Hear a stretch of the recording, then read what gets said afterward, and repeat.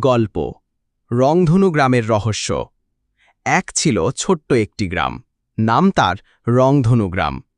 এই গ্রামের সব বাড়ি, গাছপালা, এমনকি নদীর জলও আলাদা আলাদা রঙে ঝলমল করত। এখানে সূর্য উঠলে আকাশে সবসময় রংধনু দেখা যেত। গ্রামের বাচ্চারা খুব খুশি থাকত, কিন্তু একটা অদ্ভুত ব্যাপার ছিল।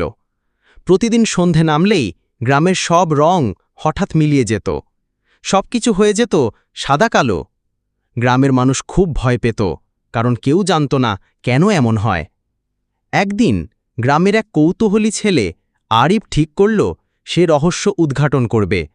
রাতে সবাই ঘুমিয়ে পড়লে সে চুপি চুপি জঙ্গলের ভিতর বেরিয়ে গেল। হঠাৎ সে দেখতে পেল এক বৃদ্ধ জাদুকর একটি কালো লণ্ঠন হাতে নিয়ে গ্রামের সব রং শুষে নিচ্ছে।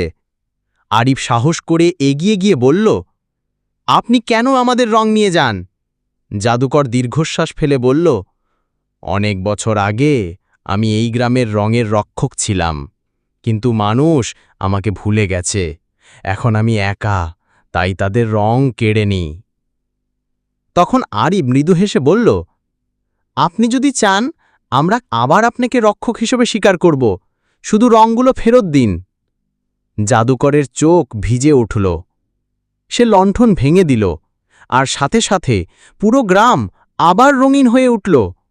সেই দিন থেকে প্রতিদিন রাতেও গ্রাম ঝলমল করে, আর গ্রামের মাঝখানে দাঁড়ানো থাকে এক জলজলে রংধনু পাথর, যা গ্রামের সবাই মিলে জাদুকরকে উপহার দিয়েছিল।